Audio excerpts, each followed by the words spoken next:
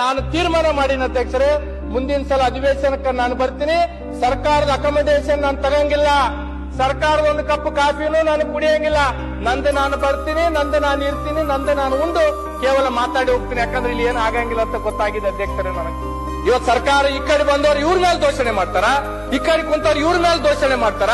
ಈ ಕಡೆ ಕುಂತವ್ರು ಕೆಲಸ ಮಾಡಿಲ್ಲ ಅಂತ ತಿಳ್ಕೊಂಡೆ ಅವ್ರನ್ನ ಆ ಕಡೆ ಕಳ್ಸಿ ನೀವೇನ್ ಮಾಡಿರ ಅಂತ ಇವ್ರಿಗೆ ಕೇಳ್ತಾರೆ. ಇವ್ರು ಕೇಳೋದು ಅವ್ರು ಕೇಳೋದ್ರಾಗೆ 10 ದಿನ ಹೋಗ್ತದ. ಧೋರಣೆಗಳು ಇದೇ ತರ ಆದ್ರೆ ಮುಂದೆ ನಾವು ಓಟ್ ಕೇಳಕ್ ಹೋದಾಗ ಜನ ನಮ್ಮನ್ನು ಸೂಟಿಟ್ಟು ಬಂದೂಕಿಟ್ಟು ಹೊಡಿತಾರೆ ಅಧ್ಯಕ್ಷರೇ. ದಯಮಾಡಿದ್ರೆಲ್ಲ ತಿಳ್ಕೋಬೇಕಾಗ್ತದೆ. ನಿಮ್ ಊರಿಗೆ ಅದು ಮಾಡ್ತೀವಿ, ನಿಮ್ ತಾಂಡಕ್ಕೆ ಇದು ಮಾಡ್ತೀವಿ, ನಿಮ್ ಗ್ರಾಮಕ್ಕೆ ಇದು ಮಾಡ್ತೀವಿ ಅಂತ ತಿಳ್ಕೊಂಡು ನಾವೇನು ಮಾಡಕ್ ಆಗ್ಲಾರ್ದ ಪರಿಸ್ಥಿತಿಗೆ ಇವತ್ತು ಇಲ್ಲಿ ಬಂದು ನಿಂತಿರ್ತಕ್ಕಂಥದ್ದಿದೆ. ಈ ಜನಕ್ಕೆ ಏನೇನೋ ಕನಸುಗಳು ಹೇಳಿ ಬಂದೀವಿ ನಾವು. ಈ ಕಡೆಯವರಿಗೂ ಹೇಳ್ತೀನಿ, ಈ ಕಡೆಯವರಿಗೂ ಹೇಳ್ತೀನಿ ಅಧ್ಯಕ್ಷರೇ, ಕೇಳಕ್ ಯಾರು ಇಲ್ಲ. ನನ್ನ ಜಿಲ್ಲೆಯಲ್ಲಿ 127 ಹುಟ್ಟಿರ್ತಕ್ಕಂಥ ಮಕ್ಕಳು 24 ತಾಸಿನಾಗ ಸತ್ತಿರ್ತಕ್ಕಂಥದ್ದಿದೆ ಅಧ್ಯಕ್ಷರೇ. ನಮ್ಮ ಭಾಗದಾಗ